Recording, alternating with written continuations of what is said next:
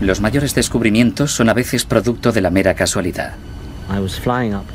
Estaba volando a Etiopía desde Kenia. Nos desviamos ligeramente del rumbo habitual hacia el este y empezamos a sobrevolar la orilla este del lago. Entonces miré por la ventanilla.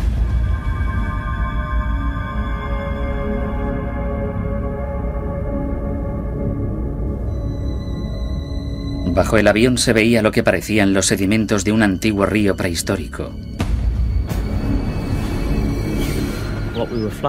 El terreno que sobrevolábamos no era volcánico, como siempre habíamos supuesto, era sedimentario, y donde hay sedimentos normalmente se encuentran fósiles. Durante millones de años, los ríos han desembocado en el lago Turkana, un enorme depósito de agua tierra adentro en las lejanas fronteras de Kenia de unos 320 kilómetros de largo por 65 de ancho. Hasta el día en que Richard Leakey se desvió de su ruta, nadie había pensado en buscar fósiles allí.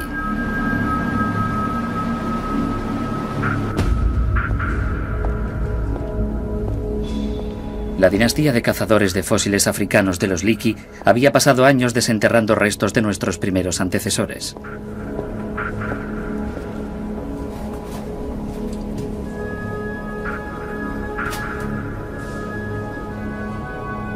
Fósiles como este australopiteco de casi 3 millones de años documentan los primeros días de nuestra historia evolutiva, pero estos animales parecidos a los primates distaban mucho de ser humanos.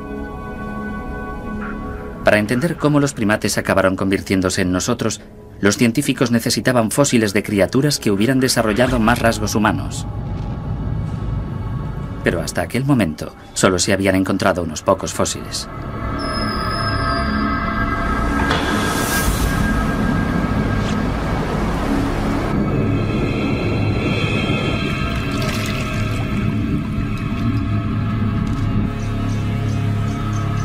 Decidido a explorar el lago Turkana, Leakey contactó con un cazador de fósiles llamado Kamoya Kimeu.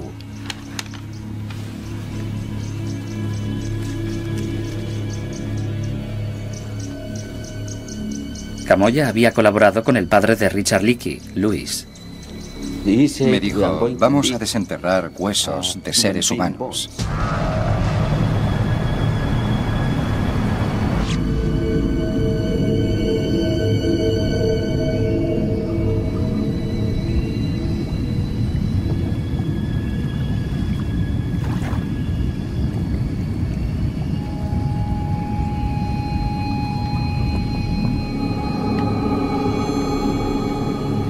En todo el mundo, los científicos han buscado el puente de unión entre nosotros y nuestros primeros antepasados primates, una criatura a la que llaman el eslabón perdido.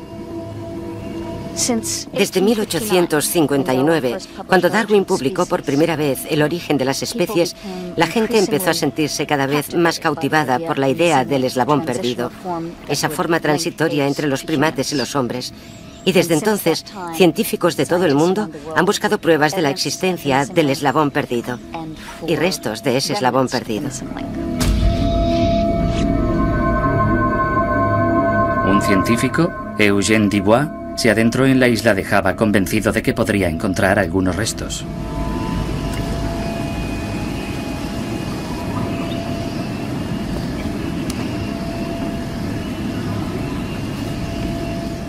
Este es el río Bengavan, al este de Java, cerca del poblado de Trinil. Y es uno de los lugares a los que Dubois vino en 1891 buscando el eslabón perdido. Cuando avanzaba a lo largo de la orilla del río con sus hombres, divisó lo que él describe como un trozo de orilla en forma de dedo pulgar que sobresalía, y tuvo el presentimiento de que ese era un lugar en el que debían buscar.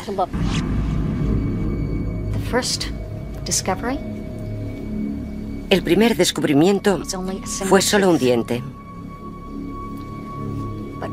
Pero no había pasado aún un mes cuando encontraron esta maravilla. Es una bóveda craneal.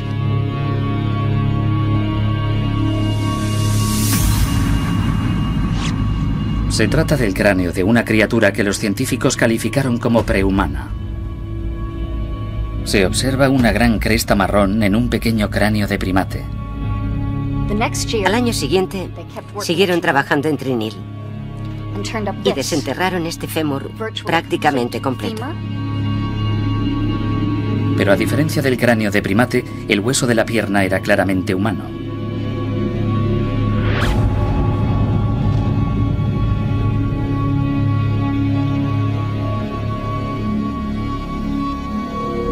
Una cabeza de primate en un cuerpo humano.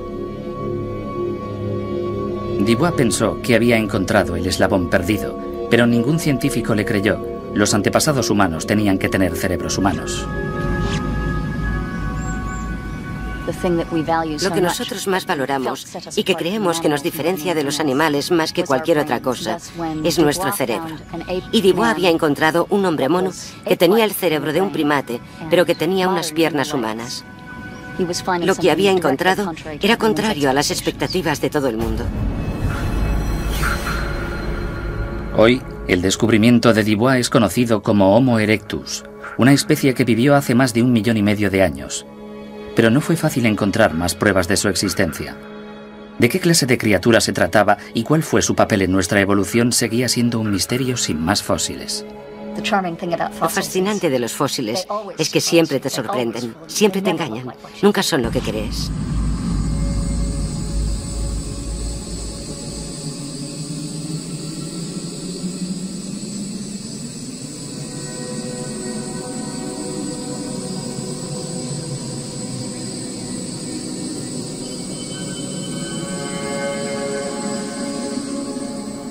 En el lago Turkana, Camoya y su equipo de cazadores de fósiles empezaron a registrar la orilla oeste.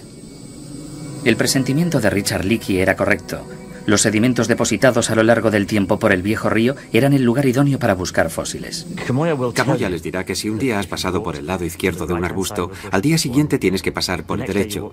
Y si un día has pasado antes de comer, al día siguiente tienes que pasar después, porque la luz será diferente. Sabe que se trata de poner dedicación y que se puede encontrar un fósil en cualquier parte. Están ahí, esperando ser encontrados. Es cuestión de cuántas horas dediques.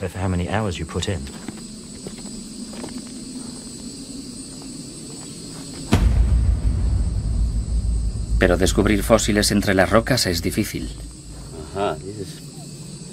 Sí, ahí se ve un trozo de hueso. Los fósiles pueden ser humanos o animales. Esto debe de ser parte de una mandíbula.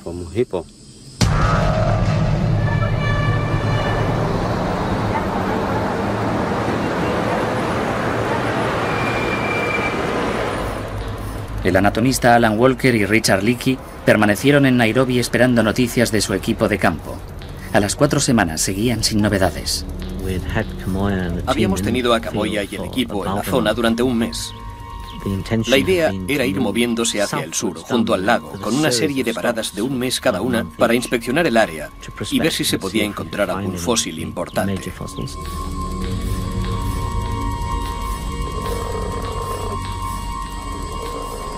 Pero el equipo de Camoya no había encontrado fósiles de ninguna clase, y con temperaturas de casi 60 grados centígrados, los otros miembros del equipo decidieron tomarse un día de descanso. Ellos siempre me decían, ¿por qué no descansas? Pero pensé que podía dar un paseo y ver qué había al otro lado del río, porque veía unos reflejos blanquecinos y sabía que allí debía haber huesos.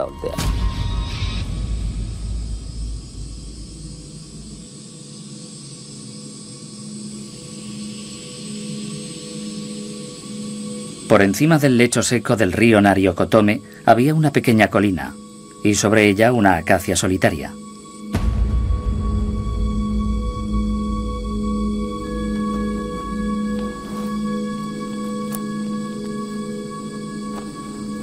Ese día vine aquí buscando fósiles.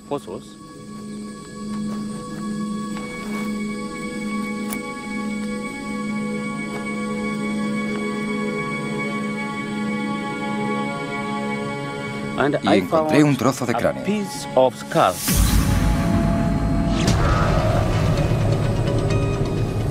Llamé a Nairobi y hablé con Richard Leakey. Le dije, tenemos un homínido. Si venís, podréis verlo.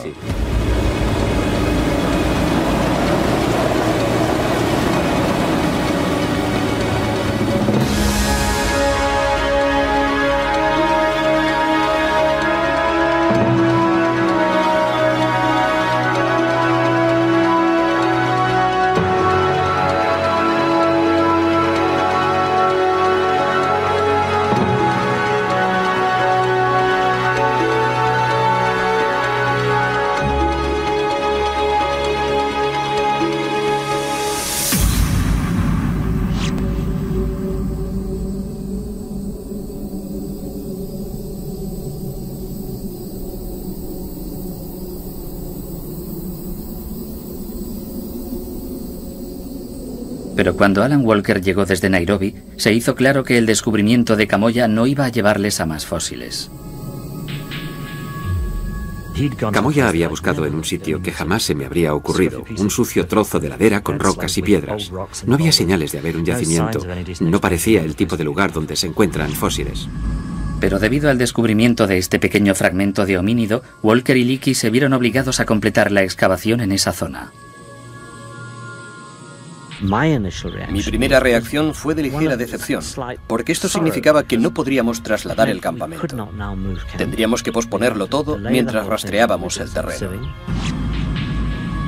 Tras un día rastreando el terreno, Leakey se convenció de que no había nada que encontrar. Richard me dijo, si llegamos hasta ese pequeño árbol y no encontramos nada, lo dejamos. Y yo le dije, de acuerdo. Estaba trabajando bajo el árbol, entre sus raíces, sacando tierra con un cepillo y un palillo que podíamos pasar entre las raíces, cuando encontré el primer fragmento de la cara. Y Richard me dijo, ven aquí, Walker, mira esto. Aquí está la cara y la cara estaba metida entre las raíces del árbol. El árbol había germinado en el único lugar húmedo del desierto, que era el cráneo de un Homo erectus. El Homo erectus era de la misma especie que el fósil hallado en Java. Pero, ¿podría este descubrimiento en África revelar algo más sobre esta misteriosa criatura mitad hombre, mitad simio?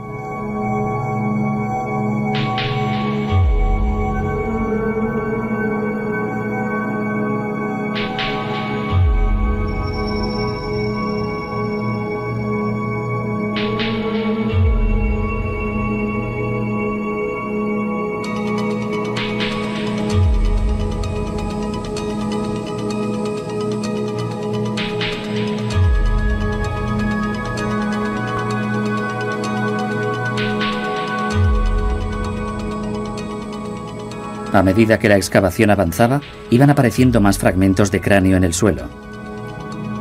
Poco a poco, el equipo empezaba a comprender qué clase de criatura había descubierto Camoya. Había 70 fragmentos de cráneo. Lavamos los trozos de hueso, les quitamos el polvo y los dejamos secar. Y cuando encontramos dos piezas que encajan, las pegamos con un pegamento corriente de acetona soluble. Dicen, mira, este trozo debe ser de la parte trasera del cráneo y este de la parte frontal, y así los van pegando hasta que tienen un cráneo.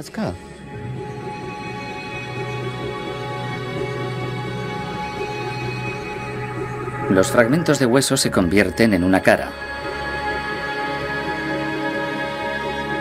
La cara de un hombre joven. Un hombre joven que claramente estaba muy cerca de ser humano.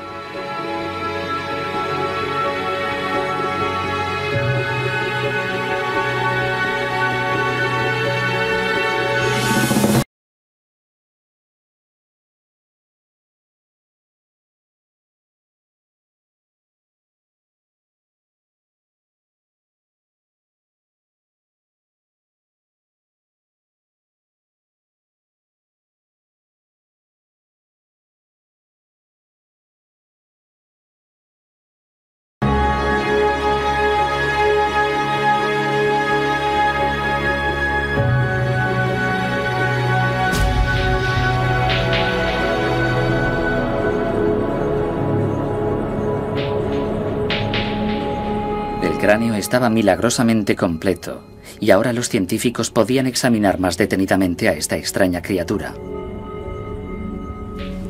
Una de las mayores diferencias que hay entre un cráneo de Homo erectus y un cráneo de hombre moderno, fijaos en el mío por ejemplo, es que el Homo erectus apenas tiene lóbulo frontal, así que a mi lado casi no se le ve frente. Por encima de los ojos, el cráneo es prácticamente plano, mientras que los humanos modernos tenemos el lóbulo frontal aquí encima, que nos da una frente más vertical.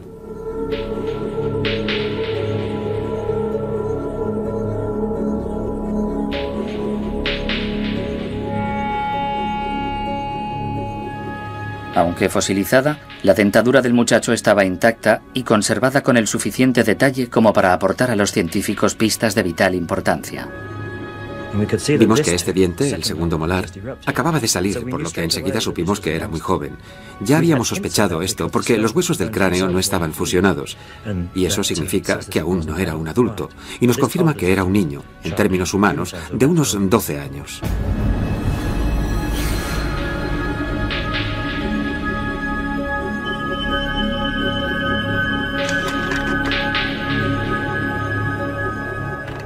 Pero los dientes de ese niño revelaban algo más que su edad. Junto al maxilar hay una lesión. Cuando perdió su diente de leche, un par de trozos del diente se quedaron en la mandíbula y se infectaron. Esta lesión o depresión en la mandíbula es donde se formó un absceso y eso hizo que el diente de adulto saliera torcido.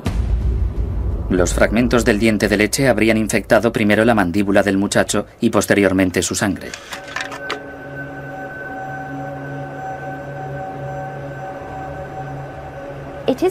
Es posible que una infección dental de esta clase pase al resto del cuerpo y se convierta en una septicemia o infección de la sangre.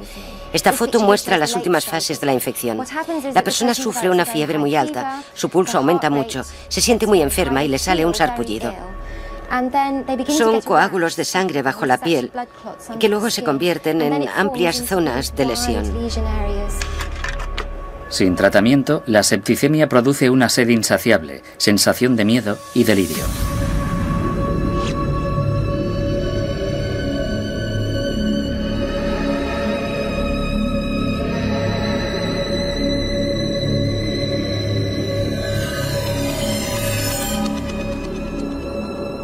El cráneo fosilizado del muchacho aún conservaba otro detalle de la estructura ósea que aportaría nuevos indicios sobre la capacidad mental de estas criaturas. Cuando estábamos pegando estos fragmentos del cráneo, yo tenía un interés especial en mirar dentro de este hueso, y os lo puedo enseñar. Si os enseño un molde separado de esta parte, veréis que es el mismo trozo que este de encima del ojo izquierdo, y si miramos dentro veremos que esta es la impronta del cerebro. El hueso del cráneo está curvado para alojar una parte del cerebro llamada el área de Broca. Desde hace tiempo se sabe que el área de Broca es una de las zonas motoras del habla. Un área de Broca tan grande como esta solo se encuentra en los cerebros humanos, no en los primates. Cuando vi un área de Broca tan bien formada, con una protuberancia tan bien definida, pensé, este era un niño que podía hablar. Con esta prueba de su capacidad de hablar, aquí había un niño que podía comunicarse como lo hacemos nosotros, pensando y sintiendo como nosotros hace 1,5 millones de años.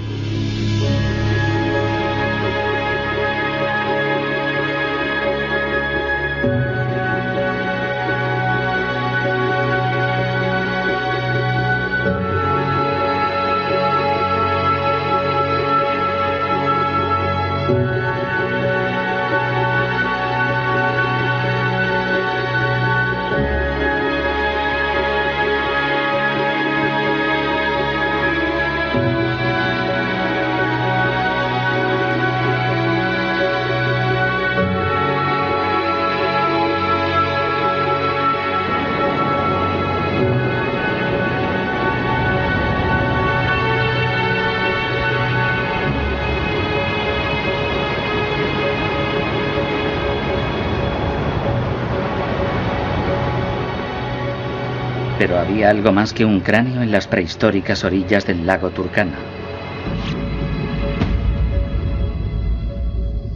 Pocos días después del descubrimiento del cráneo, el equipo descubrió algo desconcertante. Fragmentos largos y delgados de hueso fosilizado, curvados y planos por los dos. Se trataba de costillas humanas. Nunca encontramos costillas. Las costillas en los humanos y en los primates en general, a diferencia de las de los antílopes o los rumiantes, son muy blandas y finas, y tienen mucho tuétano, por lo que son devoradas por las hienas, los carnívoros y los depredadores. El hallazgo de costillas de 1,5 millones de años de antigüedad era señal de que podía haber más huesos bajo la superficie. Si encuentras las costillas y los huesos de la cara, tienes muchas posibilidades de descubrir algo más. Y eso hizo que nos diéramos cuenta de que quizá habíamos dado con algo único. El equipo se desplegó. Empezaron a rastrear el terreno por una extensa zona con finos picos de metal en busca del más minúsculo fragmento de fósil.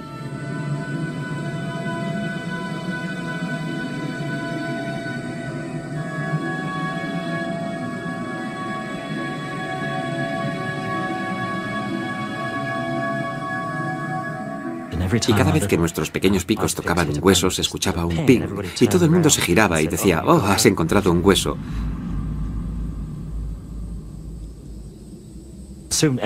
Pronto todo el mundo empezó a encontrar huesos. Éramos media docena, Caboya, Nif, Richard, yo mismo, cada uno de nosotros trabajando en un hueso de Homo erectus y viendo uno por primera vez. Habían encontrado el primer esqueleto completo de una criatura de 1,5 millones de años de antigüedad. Una criatura perteneciente a una fase intermedia de la evolución humana. Una criatura a medio camino entre nosotros y nuestros primeros ancestros primates.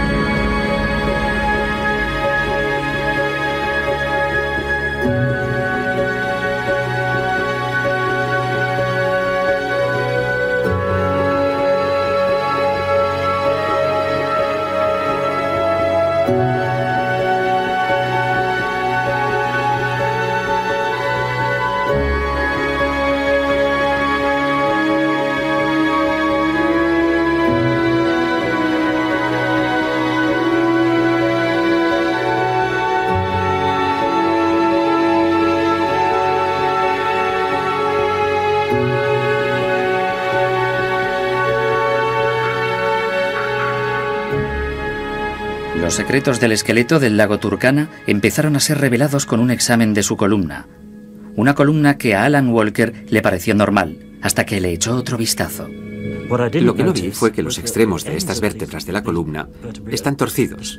Podemos ver que han rotado. Y si las miramos así, podemos ver que son asimétricas. La columna canaliza los músculos que sostienen el cuello, y este lado es más profundo, mientras que este otro es más plano. Vemos que no hay simetría en la columna.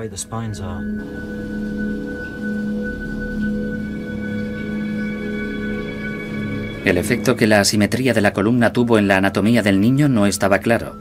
Entonces Alan Walker descubrió otra cosa más en los huesos.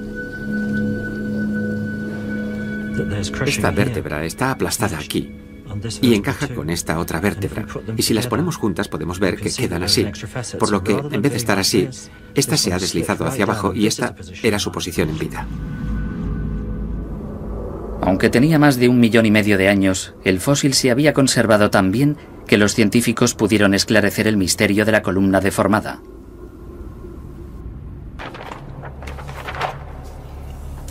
Esto es una radiografía de un individuo con una columna vertebral normal. Aquí está la columna vertebral justo aquí. En cambio, esta otra radiografía muestra un individuo con escoliosis, una curvatura anormal de su columna vertebral. Los huesos del muchacho indicaban que padecía una escoliosis aguda. Parece ser que la escoliosis del muchacho de Nariokotome fue causada por un suceso traumático, una lesión producida al caerse de un árbol, al ser golpeado por otro individuo o por algún animal. Así que su escoliosis tendría un origen traumático. Fuese cual fuese ese incidente traumático, los científicos sabían que solo los humanos sufren escoliosis. Los primates no. Los huesos también parecían confirmar que el niño era más humano que animal. Y entonces el esqueleto reveló algo aún más sorprendente.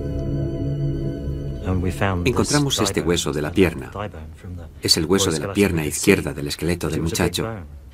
Vimos que era un hueso grande y que aún estaba creciendo, porque el cartílago seguía abierto en ambos extremos.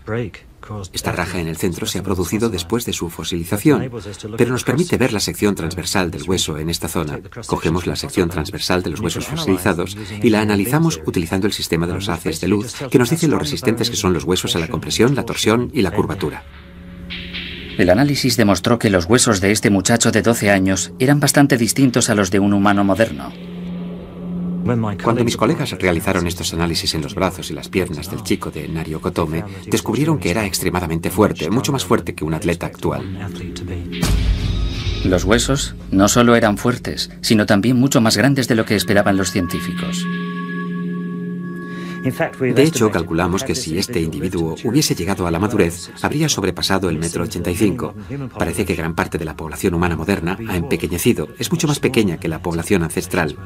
La vida en el Paleolítico hace 1,5 millones de años, cuando vivió esta gente, era tal que les permitía crecer altos y fuertes, y parece que esos cuerpos grandes y fuertes fueron una adaptación con éxito.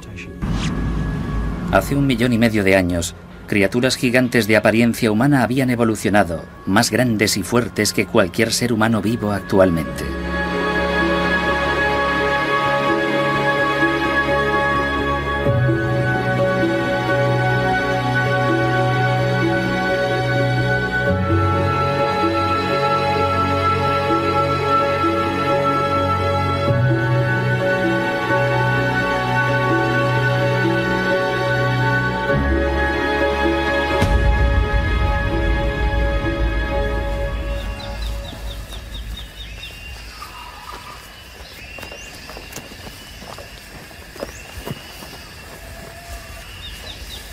En Java, a unos 50 kilómetros del lugar en el que Eugène Dubois desenterró el primer Homo erectus, se hicieron nuevos descubrimientos.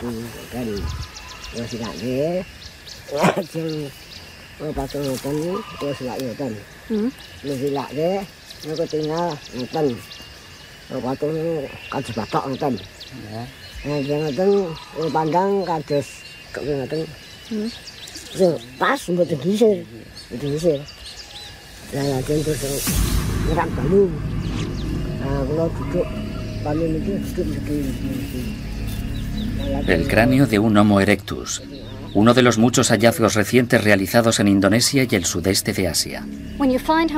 Hoy, cuando encuentras un Homo erectus en Indonesia, lo que estás viendo es un descendiente de lo que originalmente fue una especie africana que surgió en lugares como Nariokotome, en el este de África y en Kenia, y que luego emigró a través del Viejo Mundo y se instaló allí donde el hábitat y los animales le permitían.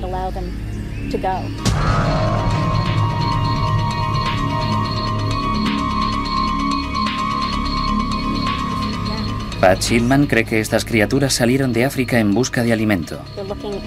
Se trata de una especie muy depredadora de homínidos, que eran cazadores realmente eficaces y que tuvieron que emigrar e ir tras las manadas cuando se acabó la caza.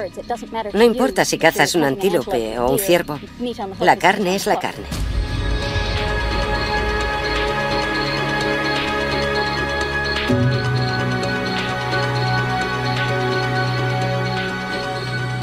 El Homo erectus fue la primera criatura de apariencia humana que abandonó África. A través de la peligrosa sabana, la espesa selva y las grandes cadenas montañosas, nuestros antepasados viajaron 10.000 kilómetros desde su África natal. Mucho más avanzado de lo que se pensó en un principio, el eslabón perdido se parecía a nosotros mucho más de lo que imaginábamos.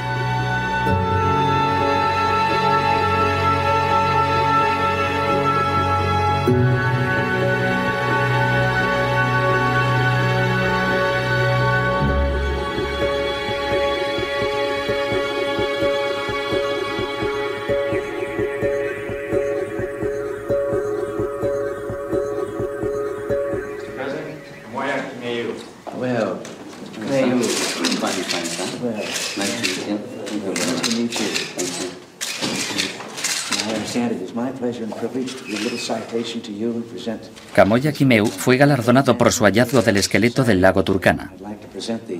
John Oliver Lagorce Medal to Mr. Kamoya Kimeu for his remarkable fossil discoveries and for advancing science and international understanding. Yes. It's a pleasure today to honor this man whose energy, wisdom and dedication have helped to open so many doors in the study of mankind. Estaba tan contento porque fue un día tan importante para mí.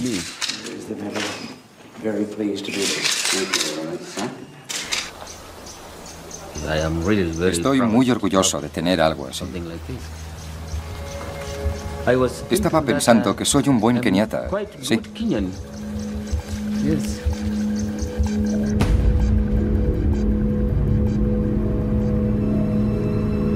Parecía que los misterios de nuestro remoto antecesor se habían resuelto finalmente. Pero nuevas dudas empezaron a inquietar a Alan Walker. ¿Había algo en ese muchacho que hubiera pasado por alto? Cuando inicias una empresa como la de analizar el esqueleto de Nariyoko Tome, desde luego no empiezas desde cero. Tienes toda clase de ideas preconcebidas y prejuicios. Y sabes que a veces tus prejuicios se confirman, pero en otras ocasiones tienes que deshacerte de ellos y empezar de nuevo. Alan Walker empezó a preguntarse si el muchacho era tan humano como había pensado en un principio, y pensando de nuevo en la excavación recordó un descubrimiento que hizo allí.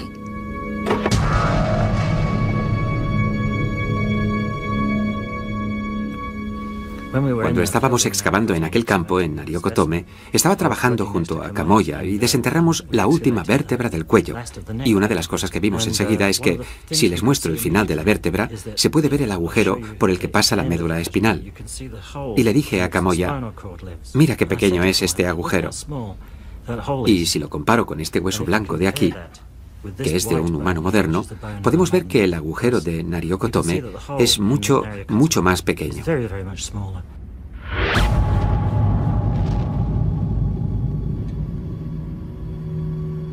Las vértebras de la columna alojan la médula espinal, nervios que provienen del cerebro. Aunque Alan Walker creía que había encontrado pruebas de la capacidad de hablar en el cerebro del niño, era la cantidad de nervios que pasaban por la médula espinal lo que determinaría lo que el niño era capaz de hacer. El tamaño de las vértebras era pequeño, por lo que Walker pidió a otra anatomista que les echara un vistazo.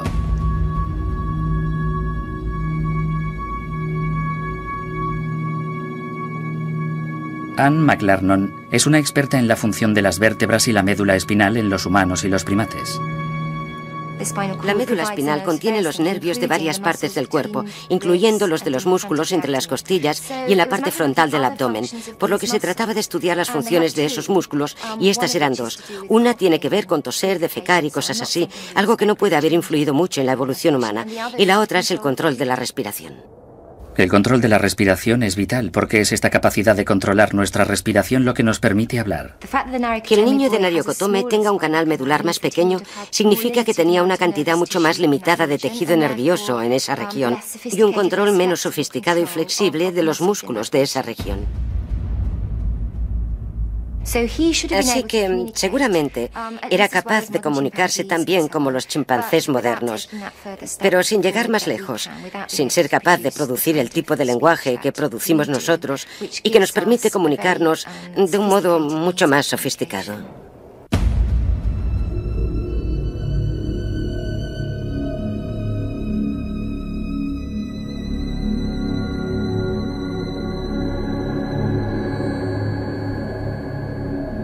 La prueba de que el niño no podía hablar obligó a los científicos a replantearse sus teorías sobre estas criaturas prehistóricas. Fue muy chocante para nosotros descubrir que, aunque esta criatura habría parecido humana a cierta distancia y tenía un cuerpo humano, al menos del cuello para abajo, probablemente no tenía la capacidad de hablar.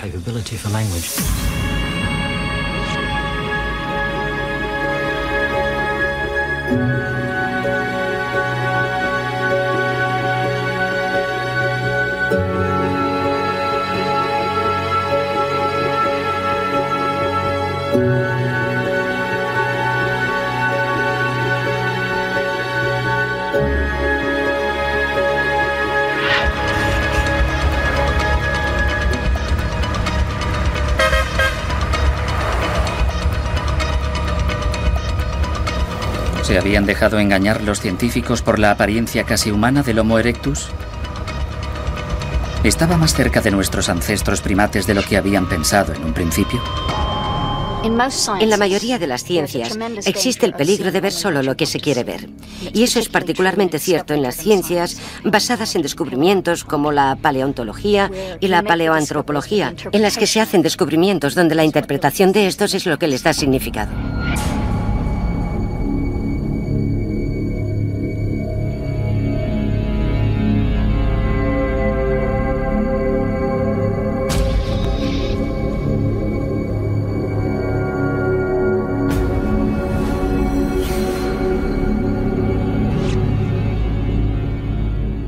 Creo que es el Homo erectus y estoy seguro de ello, pero ¿puedo probarlo? Ciertamente no. Es una reacción del corazón y no de la cabeza.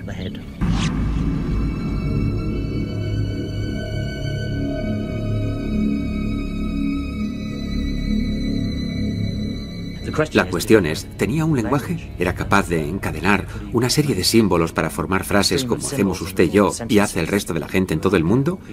Yo creo que no podía hacer nada de eso. Había otra duda basada en el extraordinario tamaño de estas criaturas. No sospechábamos que los individuos de Nariokotome, la población de la que provenía este individuo, tuvieran un cuerpo tan grande. Ya mayor tamaño corporal, menor tamaño cerebral, hablando en términos relativos. Sabemos que los ratones tienen cerebros pequeños y que los elefantes tienen cerebros grandes. La cuestión es, ¿cuál es el tamaño relativo del cerebro? Podemos calcular el tamaño del cuerpo de este individuo. Sabemos que habría sobrepasado el 1,85 m y podemos calcular el tamaño del cerebro, como ve, a partir del cráneo que tenemos. Cuando vimos el esqueleto completo de Nariokotome y pudimos reconstruir mejor todas las piezas de otros Homo erectus, pudimos ver que todos eran muy grandes. Tan grandes que relativamente hablando su cerebro era minúsculo. Una nueva visión del Homo erectus estaba surgiendo. Eran más grandes y más fuertes que ningún ser humano vivo, pero estaban muy lejos de convertirse en nosotros. Son como un humano adulto con el cerebro de un bebé de 1 año.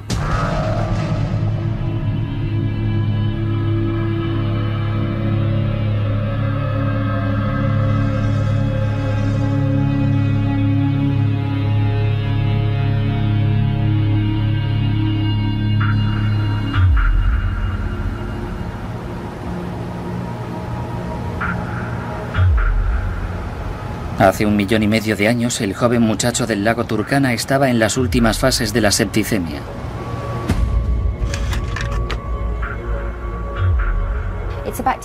Es una infección bacteriana de toda la sangre y es una infección muy seria. Así que seguramente sufrió una fiebre muy alta. Se sentiría muy confuso, muy agitado, aletargado, extremadamente enfermo. Al final murió de una forma bastante horrible.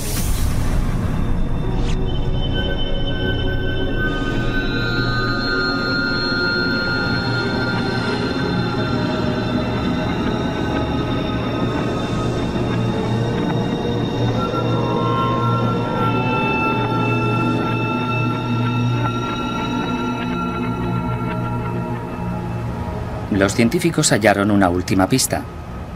Revelaba los últimos momentos del muchacho a la orilla del lago. Dado que sus dientes inferiores y los superiores estaban juntos en un mismo sitio, pudimos reconstruir cómo murió este muchacho. Estaba tumbado y pudimos averiguar por otros medios que estaba tumbado en aguas muy poco profundas. O sea que podemos imaginarlo tumbado boca abajo en el agua, en un agua muy poco profunda. Su cabeza flotaría en el agua mientras soplaba el viento en esta marisma. A medida que su carne se pudría, sus dientes, los colmillos y los incisivos se depositaron en el lugar donde los encontramos. A medida que la carne se caía del esqueleto y los peces se lo comían, sus huesos se irían esparciendo, pisoteados por los hipopótamos, y el esqueleto se iría acercando a la orilla, machacado y roto, el cráneo por un lado, al final de una larga fila de huesos, y la mandíbula por otro, quedándose los dientes delanteros en un pequeño hueco que excavamos posteriormente y que descubrimos que era la huella de un hipopótamo.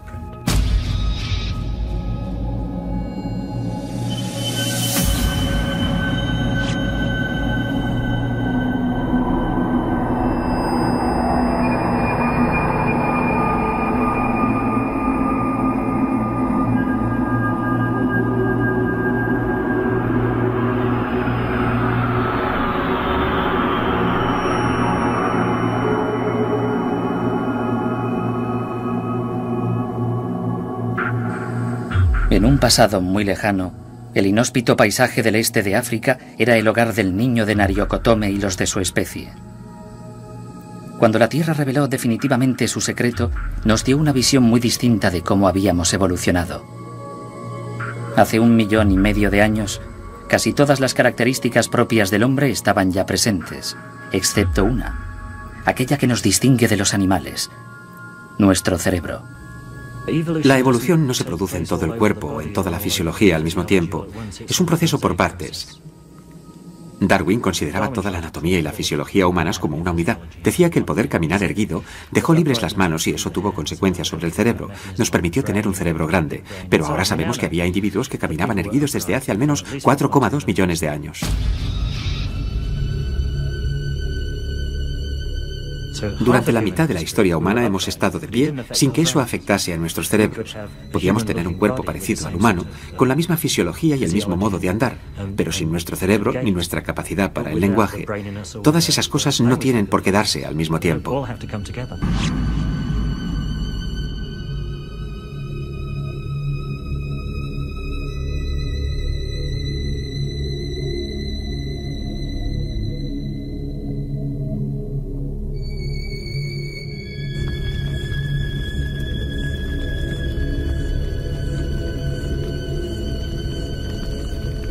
El muchacho descubierto por Kamoya Kimeu, a pesar de su apariencia humana, seguía siendo un animal.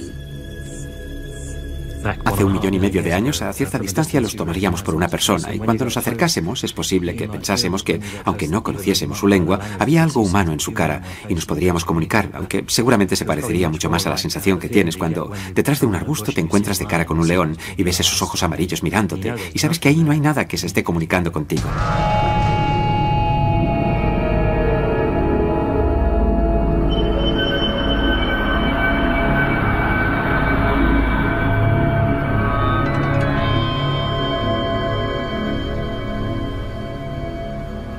El muchacho que murió en medio de tanta agonía junto al lago Turkana se encontraba en un estadio intermedio de la evolución.